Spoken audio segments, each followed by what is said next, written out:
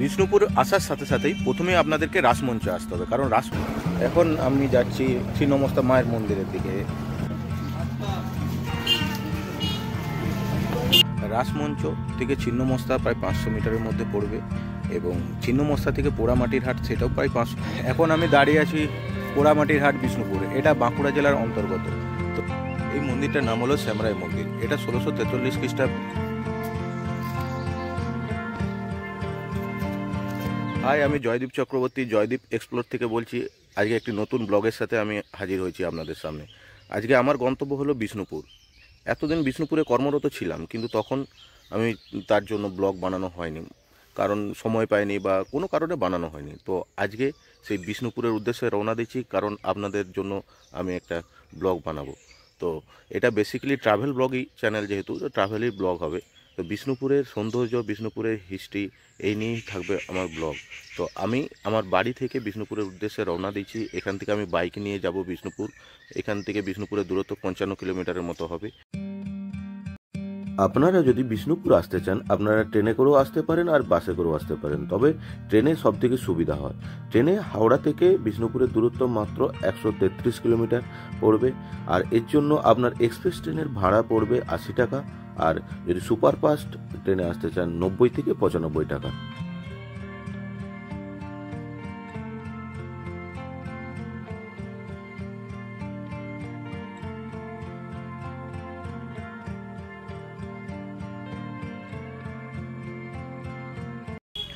বিষ্ণুপুর আসার সাথে সাথেই প্রথমেই আপনাদেরকে রাসমঞ্চে আসতে হবে, কারণ রাসমঞ্চতে 25 টাকা করে পার পার্সন টিকিট পাওয়া যায়। সেই টিকিটে যখন কাটবেন তখন এখানে জিজ্ঞাসা করে নেবেন, বা আমি আপনাদেরকে বলে দিচ্ছি যে এই টিকিট কাটলে বিষ্ণুপুরের সমস্ত মন্দিরে আপনারা ঢুকতে পারবেন এবং দর্শন করতে পারবেন, কারণ এই 25 টাকার টিকিটেই বিষ্ণুপুরের সব মন্দিরের পাস যাকে বলে। তো ফার্স্টে এসে আপনারা রাসমঞ্চে আসবেন। দেখুন যে আমি টিকিট কেটেছি, আমার সাথে একটা বন্ধু হচ্ছে, তাই আমি দুটো টিকিট কেটেছি, যেটা পড়েছে টোটাল 25-50 টাকা। তো এই রাসমঞ্চ থেকে আমি আমার যাত্রা শুরু করলাম।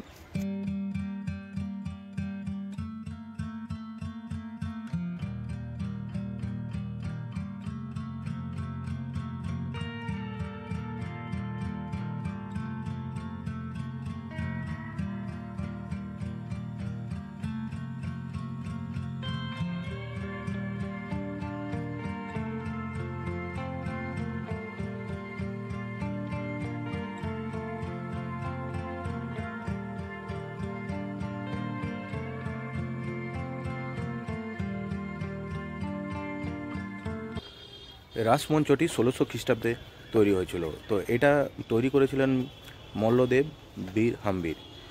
তো আমরা আজকে সেখানে এসেছি। এখানে যেই রাসমঞ্চটা দেখতে পাচ্ছেন, এটা ল্যাটারিন মৃত্তিকা দ্বারা নির্মিত। এই যে ইঁটটা, এগুলো দেখতে, এটা ল্যাটারিন মৃত্তিকা দ্বারা এই ইঁটগুলো তৈরি হয়েছে। তো এটা প্রায় 450 বছরের কাছাকাছি, প্রায় 425-30 বছরের কাছাকাছি পুরনো হবে। তো এই জন্য এটা খুবই বিখ্যাত পর্যটকদের কাছে। রাসমঞ্চের দেয়ালে দেয়ালে দেখবেন বাঁকুড়ার বিখ্যাত টেরাকোটার কাজ করা আছে। তো এখানে একটা কথা বলে দিই, ঢুকতে যেটা দেখলাম, তো এই রাসমঞ্চকে কোনো রকমভাবে ক্ষতি করার চেষ্টা করলে সেটা কিন্তু আইনত অপরাধ। তার জন্য 1 লাখ টাকা পর্যন্ত আপনাদের জরিমানা হতে পারে। আর এটা কখনো করাটাও উচিত না, কারণ এটা তো আমাদের দেশেরই সম্পদ।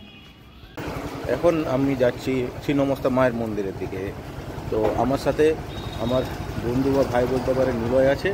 ছিন্নমস্তা ঢোকার কিছুটা আগে দাঁড়িয়েছি। এখান থেকে ছিন্নমস্তা মন্দির বা রাসমঞ্চ থেকে ছিন্নমস্তা মন্দির 1/2 কিলোমিটারও পড়বে না, 300 থেকে 400 মিটারের মধ্যে পড়বে।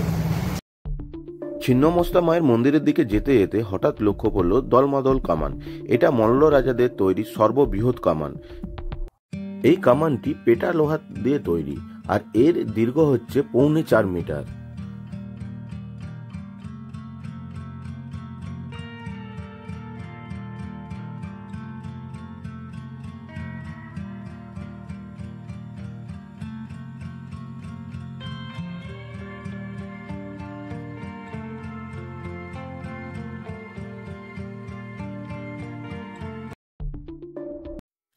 দলমাদল কামান দেখার পর আমরা গেলাম ছিন্নমস্তা মায়ের মন্দির। দলমাদল কামান যেখানে থাকে সেখান থেকে ছিন্নমস্তা মায়ের মন্দির 100-200 মিটারের মধ্যেই পড়বে।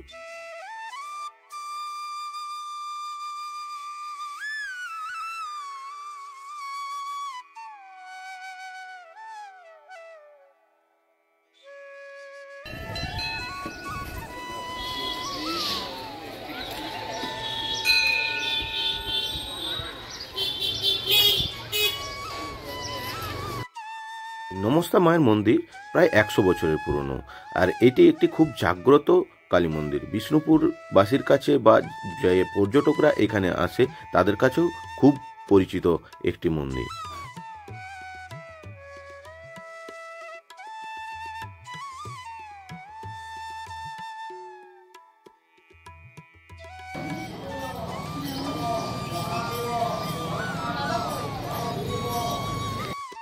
ছিন্নমস্তা মায়ের মন্দিরে ছবি নাম সহ সব মন্দিরের ছবি দেওয়া আছে এখানে। বিষ্ণুপুরের যত সমস্ত মন্দির আছে প্রায় সবগুলোই এখানে ছবিতে দেওয়া আছে। আপনারা এখানে দেখে কোথায় যেতে হবে আপনারা সেটা আইডিয়া করতে পারেন।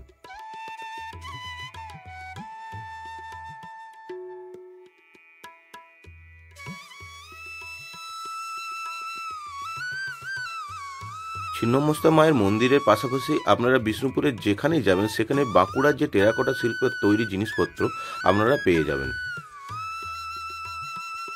মায়ের মন্দিরের পাশাপাশি অনেক দোকানপাট আছে যেখান থেকে মায়ের পুজো দেওয়ার জন্য আপনারা প্রসাদ কিনে নিয়ে যেতে পারেন, তাছাড়া ফুল মালা সব কিছু নিয়ে যেতে পারেন। এছাড়াও বিভিন্ন ধরনের দোকান আছে এখানে, যেমন পোড়ামাটির তৈরি জিনিসপত্র বা মেয়েদের অনেক কিছু প্রয়োজনীয় জিনিসপত্রের দোকানপাট এখানে পাওয়া যায়, আপনারা সেগুলোও নিয়েও যেতে পারেন। ছিন্নমস্তা মায়ের মন্দির দর্শন করার পর আমরা গেলাম পোড়ামাটির হাট। এই ছিন্নমস্তা মায়ের মন্দির থেকে পোড়ামাটির হাট একদমই কাছে।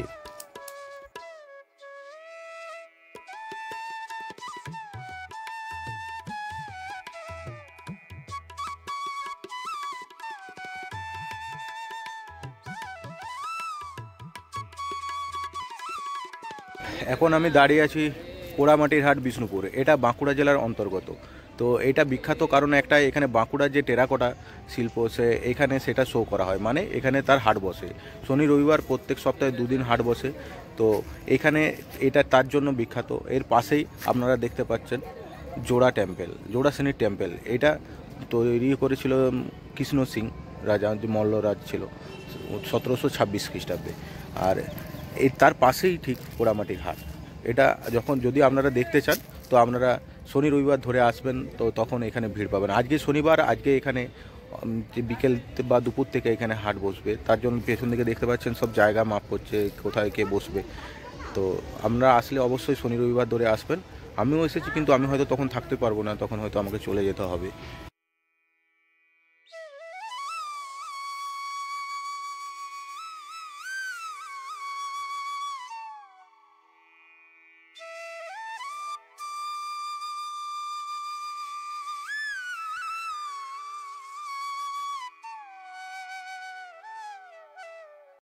রাসমঞ্চ থেকে ছিন্নমস্তা প্রায় 500 মিটারের মধ্যে পড়বে, এবং ছিন্নমস্তা থেকে পোড়ামাটির হাট সেটাও প্রায় 500 মিটারের মধ্যে পড়বে। এবং পোড়ামাটির হাটের মধ্য দিয়ে এখানে জোড়া মন্দির শ্রেণীর পড়ে। এখানে 3টি মন্দির মূলত আছে, যেগুলি হচ্ছে ল্যাটেরাইট মৃত্তিকা নির্মিত পাথর দ্বারা তৈরি। এইগুলি হচ্ছে 1726 খ্রিস্টাব্দে এই মন্দিরগুলি প্রতিষ্ঠিত হয়। তো এখানে 3টি মন্দিরের মধ্যে, তো মধ্যের যে মন্দিরটি আছে সেটা একটু বড় আকারে বড়।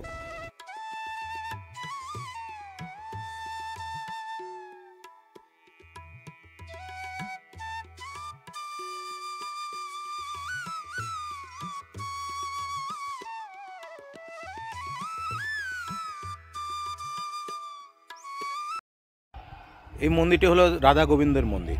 এটা প্রতিষ্ঠিত হয়েছিল 1726 খ্রিস্টাব্দে। তো এটা প্রতিষ্ঠা করেছিলেন রাজা কৃষ্ণ সিংহ, মল্লরাজ রাজা কৃষ্ণ সিংহ এই মন্দিরটি প্রতিষ্ঠা করেছিলেন। তো এই মন্দিরটি হচ্ছে ল্যাটেরাইট পাথরের নির্মিত মন্দির। এখানে যতগুলো মন্দির আপনারা দেখতে পারবেন সব মন্দিরগুলোই ল্যাটেরাইট মৃত্তিকা দ্বারা তৈরি হয়েছে। মৃত্তিকার যে পাথর সেই পাথর দিয়ে তৈরি হয়েছে।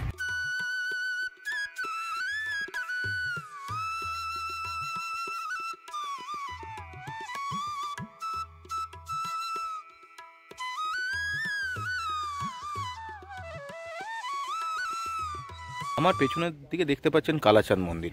এটা 1656 খ্রিস্টাব্দে রাজা রঘুনাথ সিংহ প্রতিষ্ঠা করেছিল। এই কালাচাঁদ মন্দিরের পাশেই রয়েছে যে এখানে যে অফিসগুলো, যেগুলো পর্যটন শিল্পের জন্য যে অফিসগুলো আছে সেগুলো সব পেছন দিকে দেখতে পাচ্ছেন। এখানে 1, 2, 3টে অফিস আছে। এবং এই যে কালাচাঁদ মন্দিরের পাশের যে পরিবেশ খুব সুন্দর। আর এখানে যে শিমুল গাছগুলো দেখতে পাবেন, তো মানে যে তার যে নিচের দিকের অংশটা এতটা পরিমাণ চওড়া হয়েছে, সেই চওড়াটা দেখে মনে হবে এটা শিমুল গাছই তো।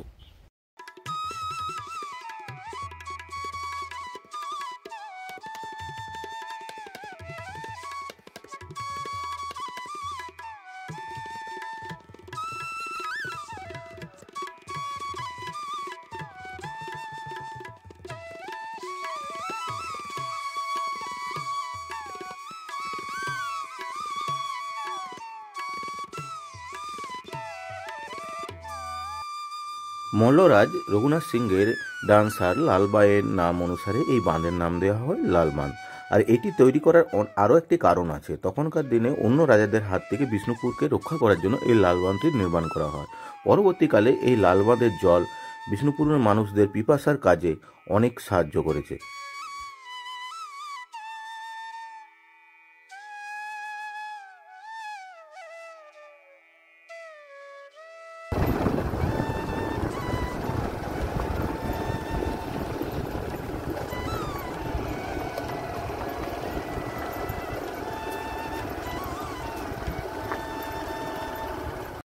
এই মন্দিরটার নাম হলো শ্যামরাই মন্দির। এটা 1643 খ্রিস্টাব্দে বীর হারেম্বের পুত্র রঘুনাথ সিংহ এটি প্রতিষ্ঠা করেছিল। এই মন্দিরটির দেয়ালে টেরাকোটা, যে বাঁকুড়ার বিখ্যাত টেরাকোটা শিল্প, সেটার সব কিছু দেখতে পাওয়া যায়। তো এই মন্দিরটি বেশি করে যে টেরাকোটা শিল্পগুলো যেগুলো করা আছে সেটা হচ্ছে কৃষ্ণলীলা। আর এখানে যে যুদ্ধ হতো আগে, যে সেই ঘোড়ার পিঠে চড়ে যুদ্ধ, হাতির পিঠে চড়ে যুদ্ধ, সেগুলো এখানে প্রস্ফুটিত করা হয়েছে। তো এই জন্য এই মন্দিরটা খুবই বিখ্যাত। কিছু কিছু মন্দিরে এখানে উঠতে দেয় না, কারণ যে টেরাকোটার কাজগুলো করা আছে সেগুলো যাতে নষ্ট না হয়। কারণ অনেকের লোকেই থাকতে পারে যে এগুলো হাত দিয়ে নষ্ট করার চেষ্টা করতে পারে, তো তার জন্য কিছু কিছু মন্দিরে এখানে উঠতে দেওয়া হয় না।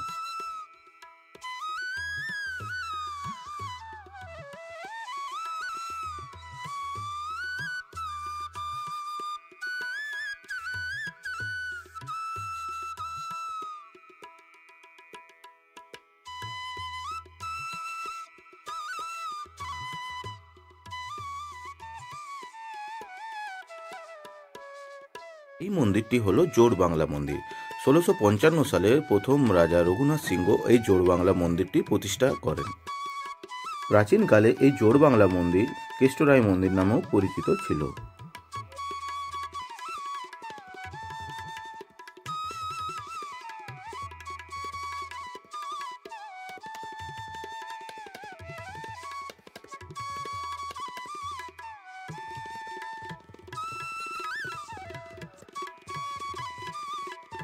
এই মন্দিরটির নাম হলো রাধেশ্যাম মন্দির। এটি ল্যাটারিট মৃত্তিকা তৈরি পাথর দ্বারা নির্মিত এক রত্ন শ্রেণীর মন্দির। চুন শিল্পের কার্যের জন্য এই মন্দিরটি পর্যটকদের কাছে খুবই বিখ্যাত।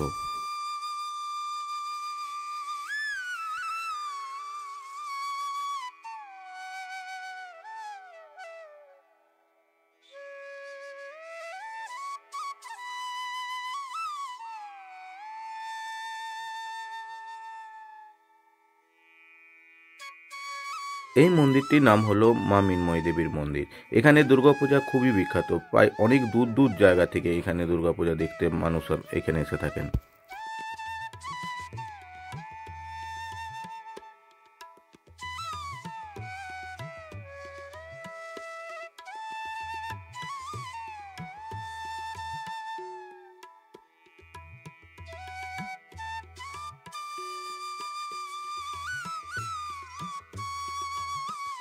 এটি হলো গড় দরজা। এটা প্রাচীনকালে শত্রুদের হাত থেকে রক্ষা করার জন্য এই গেটটি তৈরি করা হয়।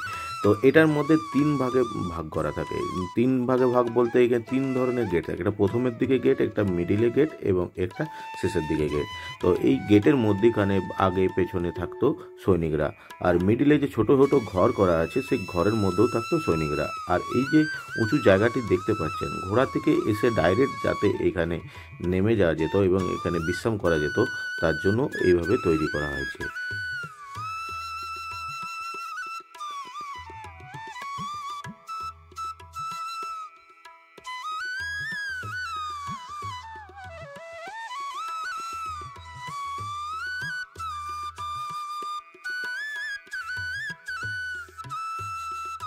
গড়দরজার সামনের দিকে যে ফাঁকা অংশটি এখন দেখতে পাচ্ছেন, সেখানে আগে ছিল জলাশয়।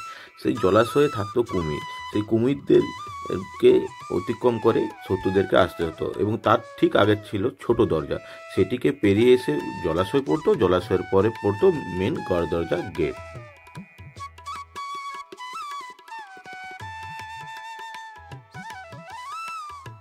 আর এই উপরের দিকে যে অংশটি আপনারা দেখতে পাচ্ছেন, এখানে পুজোর সময় মানে দুর্গাপুজোর আগে কামান দাগা হয়।